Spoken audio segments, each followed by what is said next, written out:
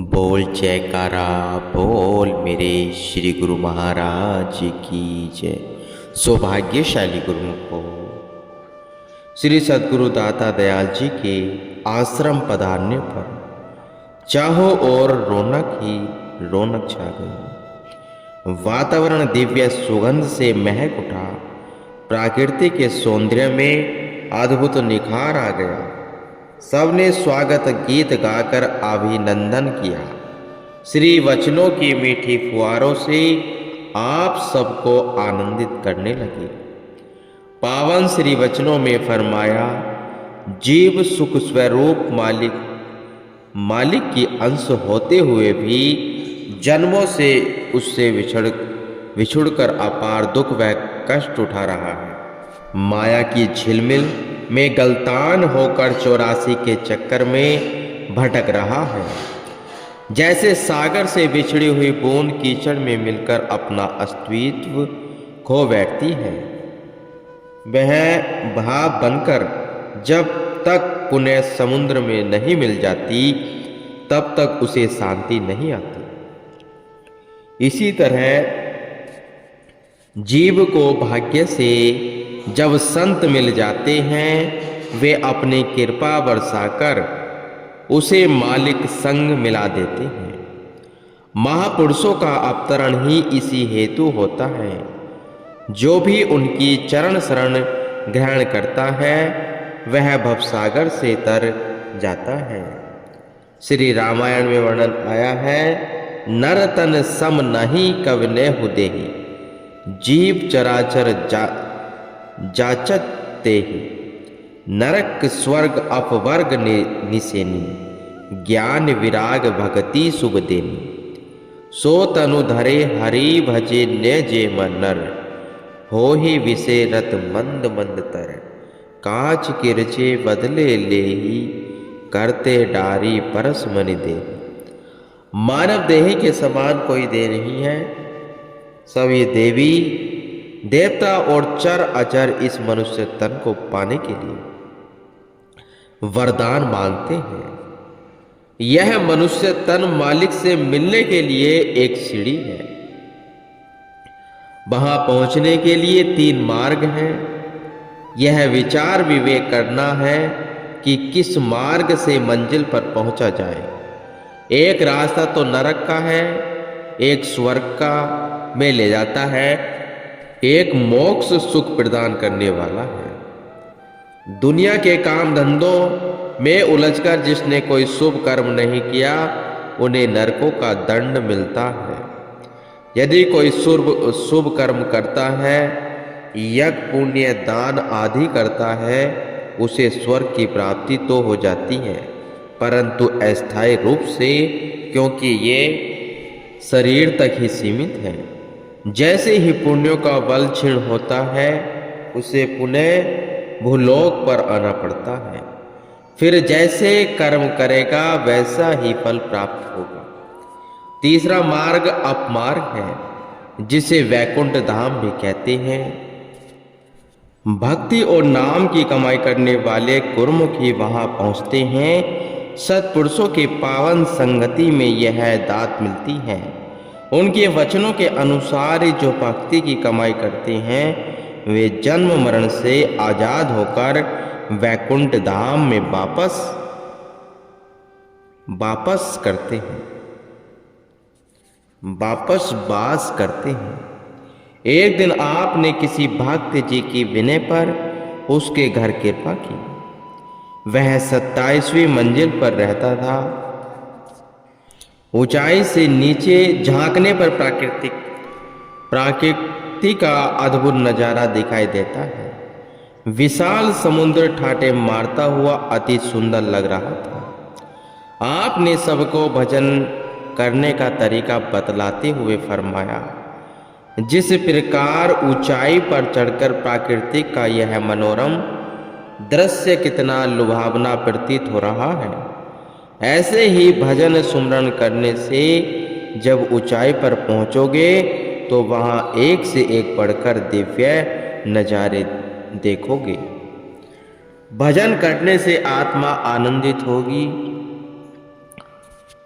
और भजन से ही अपनी मंजिल को पाना है। सुरती को शब्द में पिरोकर रखना है। जैसे ऊपर देखने से आकाश पास दिखाई देता है, इसी प्रकार अंतर्मुखी होने से त्रिकुटी में भगवान को अपने समीप पाओगे। इस प्रकार आपने पावन वचनों में मंजिल को आसानी से पाने के लिए सब सरल भेद समझा दिए हैं। सुरती को अंतर्मुखी करने का ढंग सिखाकर प्रेमी गुरुमुख दिव्या आनंद से सराबोर हो गए। उसी दिन आपने एक अन्य भक्त जी के घर कृपा की। जिस बिल्डिंग में उसका घर था वह बहुत विशाल था। उसमें बफारे वह सुंदर बगीचे भी बने हुए थे। आप वहां साय समय सैर कर रहे थे।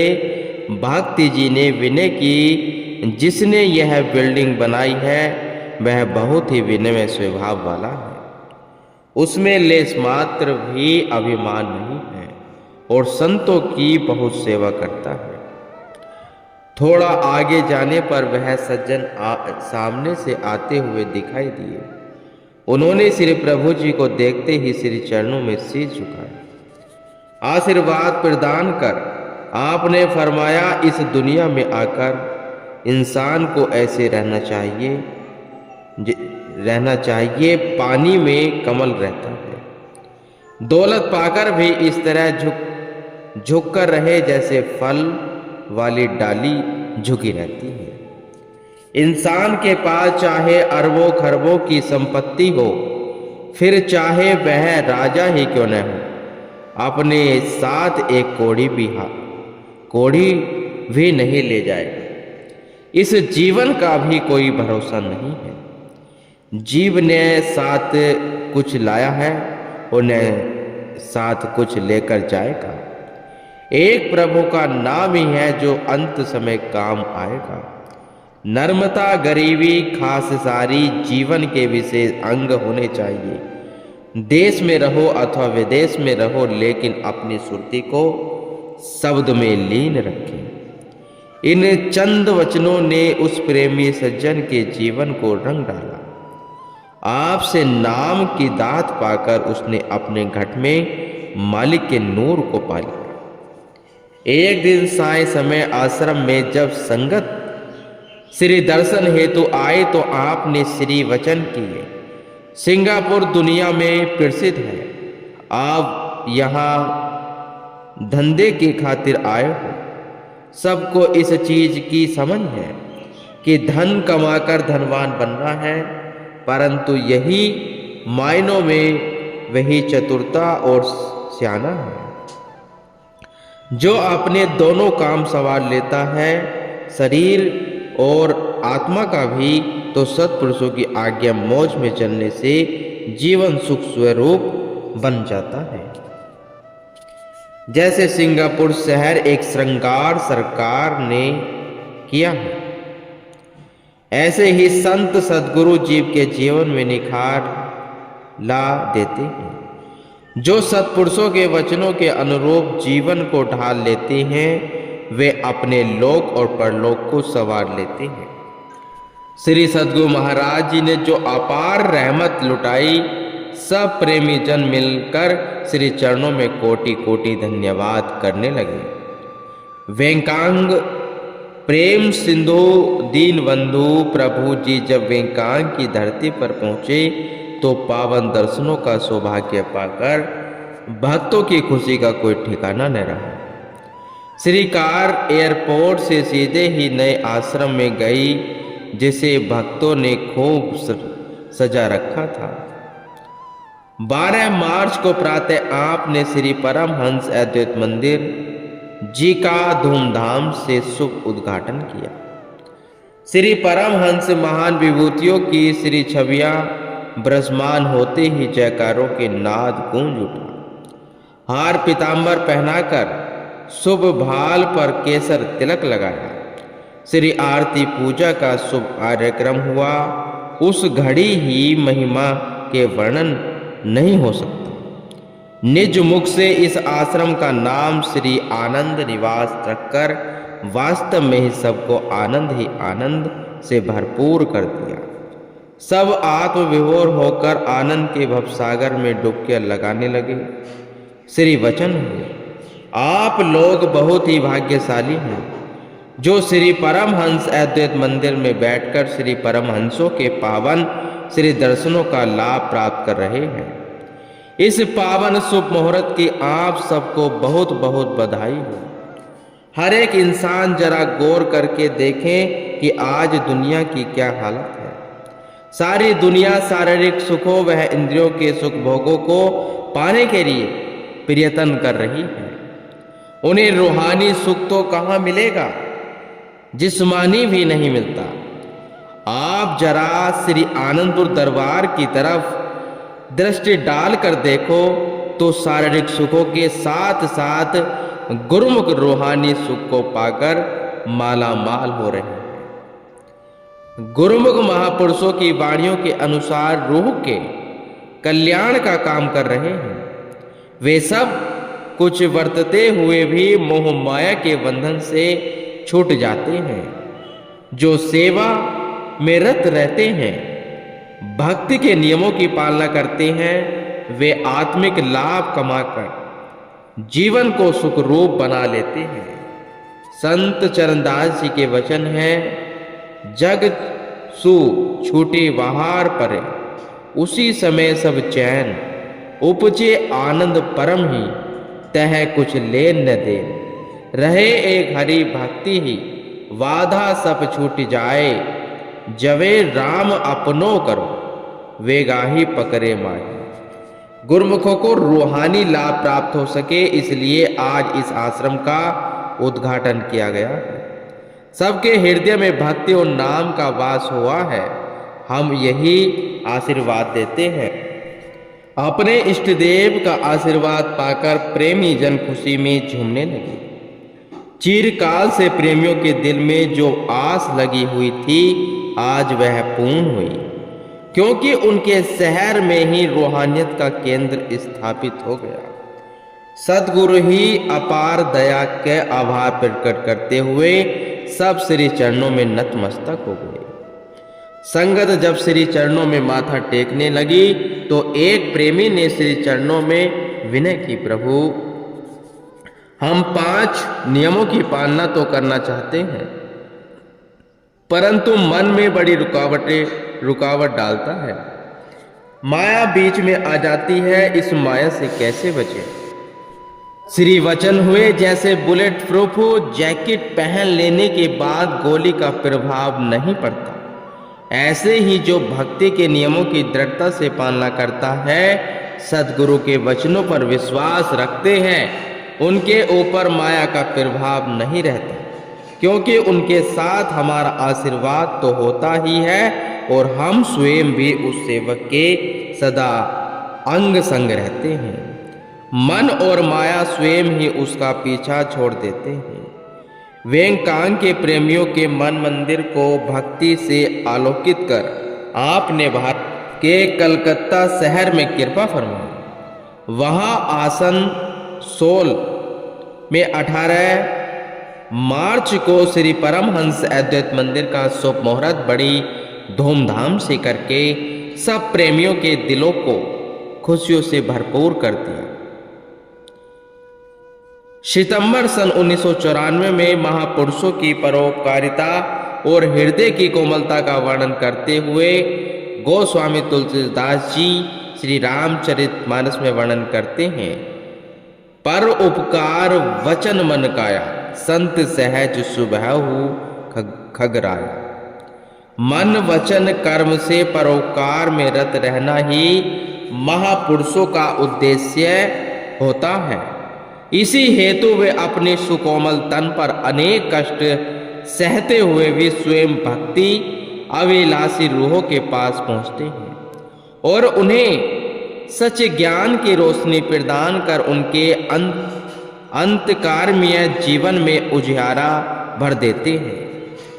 महाप्रभु जी के अपने अनमोल वचन है, आदमी अगर प्यासा होता है तो वह पानी को ढूंढता है, परंतु एक गुरुमुख प्रेमी जब अपने हृदय के अंदर सद्गुरु के प्रेम की प्यास पैदा कर लेता है, भक्ति की प्यास पैदा कर लेता है, तो सद्गुरु स्वयं उसकी तलाश करते हुए उसके पास पहुंच जाते हैं।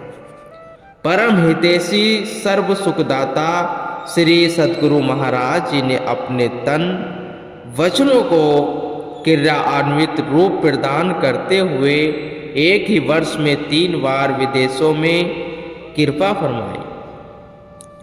आपने 10 सितंबर को अमरधाम बंबई के प्रेमी भक्तों से मंगलमय सुखद यात्रा की शुभकामनाएं लेकर एयर इंडिया के विमान पर विराजमान होकर लंदन की ओर प्रस्थान किया। विमान का पायलट जब श्री दर्शन हेतु आया तो श्री प्रभु जी ने फरमाया, जैसे सब वाहनों में से वायुयान तेज गति से उड़ान भरकर सबको अति शीघ्र अपनी मंजिल तक पहुंचा देता है, ऐसे ही सद्गुरु का पावन शब्द आत्मा को उसकी मंजिल अथा प्रभु के धाम तक बड़ी सरलता से पहुंचा देता है। लंदन में 9 घंटों की उड़ान भरकर जहाज जब लंदन एयरपोर्ट पर पहुंचा तो प्रेमियों के विशाल समूह ने हृदय सम्राट संतों के सिरताज श्री परमहंस सद्गुरु दाता दयाल जी का अति भव्य स्वागत किया। आश्रम में पहुंचकर आपने मधुर वाणी में सबकी कुशलात पूछकर फरमाया, सब खुश प्रसन्न हैं।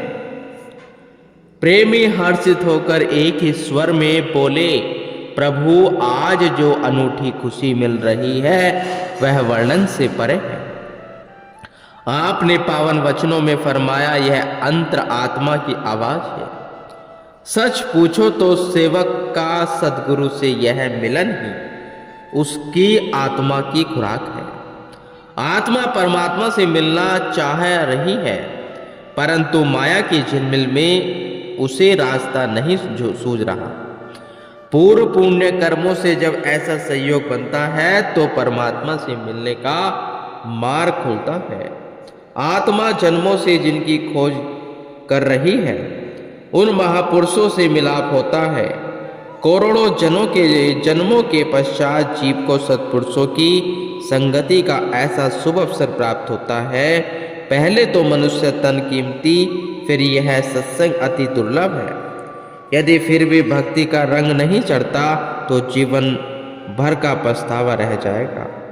इसी जन्म और इसी समय अपना काम बना लो, नाम और भजन की कमाई करके अपने जीवन को सफल बना लो। इंसान जो कर्म करता है वही उसके साथ जाते हैं। भक्ति और सेवा के कर्म करता हुआ जीव मालिक के धाम में पहुंच जाता है। एक दिन कुछ प्रेमियों ने आकर विनय की, श्री प्रभु जी के पीटर वर्ग में उनके घर कृपा फरमाई। उनकी विनय को स्वीकार कर आपने वहां कृपा फरमाई। जिस प्रकार पुष्पों की सुगंध से उद्यान महक उठता है, उसी प्रकार महापुरुष जहाँ जहाँ पग धरते हैं वहाँ पर वातावरण उनके दिव्य सौरभ से सुभाषित हो उठता है। आपके शुभ आगमन का समाचार पाकर कुछ नए प्रेमी भी आ गए। आपने श्री वचन फरमाए, एक परमात्मा के नूर से सारे जगत की उत्पत्ति हुई है। जीव परमात्मा की अंश होने के नाते सर्व सुखों की खान है, लेकिन भगवान को भूलकर यह दुखी और परेशान हुआ बैठा है। माया में लिप्त होकर अपने लक्ष्य को भूला बैठा है। संसार में आया तो था लाभ कमाने, परंतु अपना मूल भी गवा बैठा है। माया से बच पाना अति कठिन है। जब तक पूर्ण सद्गुरु की चरण शरण नहीं मिलती तब तक इस माया से छुटकारा पाना दुष्कर है। संतों की संगति में आकर सुरती नाम से जुड़ जाती है और जन्मों से बिछड़ी हुई आत्मा मालिक से जा मिलती है। महाप्रभु जी के मधुर वचनों में परमात्मा से एकाकार होने की सुगम विधि विधि को पाकर जानकर सब प्रेमी आनंद में मग्न हो गए। नए प्रेमियों पर आपकी अमृतमय वाणी का अद्भुत प्रभाव पड़ा। वे भी नाम दीक्षा लेकर अपने भाग्यों को सराहने लगे। उन्हें कृतार्थ कर आपने पुनः मंगल धाम आश्रम में कृपा फरमाई। यहाँ छोटे बच्चों ने प्रेम भरे वचन सुनाए। सबके हृदय में भक्ति की लगन को सुदृढ़ होता हुआ देखकर अति प्रसन्न हो आपने वचन फरमाए। आप सब प्रेमियों ने सेवा, भक्ति व सत्संग का जो रूहानी लाभ उठाया है, लोक एवं परलोक की पूंजी बनाकर अपने जीवन को सफल बनाया है, इससे हमें बहुत खुशी हुई है। एक अन्य विशेष बात जो हमें आपसे कहनी है कि आप अपने देश को छोड़कर इतनी दूर जहां आकर रहे हो तो यह आपकी बहुत खुशकिस्मती है कि जो लंदन जैसे देश में आपको सत्संग का लाभ प्राप्त हो रहा है, महापुरुषों के दर्शनों का सौभाग्य प्राप्त हो रहा है। यह स्मरणीय रहे कि इस परिधि से बाहर निकलते ही माया का पसारा है, जिसने बड़े बड़े ज्ञानवानों को अपने चंगुल में फंसा रख लिया है। इससे बचने के लिए बहुत ही प्रबल सहारे की आवश्यकता है। वह सहारा श्री आनंदपुर दरबार है, जिसकी रचना अति विशाल है। वहाँ सुंदर श्री मंदिर, सरोवर, सत्संग हॉल वह बाग बगीचे बने हुए हैं, जिनकी शोभा अति न्यारी है। सबसे विशेष बात तो यह है कि वहाँ दुनिया के कोई धंधे नहीं होते, न ही दुनिया की कोई चिंता फिक्र है। वहाँ केवल सत्पुरुषों का सत्संग होता है। श्री आनंदपुर आनंद से भरपूर है, इसलिए आप श्री आनंदपुर आकर उस तीर्थ धाम का दर्शन करके अपने भाग्य मनाओ। वह नक्शा दिल में बसा लेने से आपका जीवन खुशियों से सराबोर हो जाएगा और श्री आनंदपुर की महिमा अगम वह अनंत है। जो इसकी महिमा गाता है उसका बेड़ा पार हो जाता है। महाप्रभु जी ने इतने शुभ आशीर्वाद और वरदान पाकर प्रेमी जन श्री आनंदपुर आने के लिए अपने नाम लिखवाने लगे। इस प्रकार लंदन वासियों को भक्ति और अग्रसर करके आपने टोरंटो के लिए प्रस्थान किया। गुरुमुख।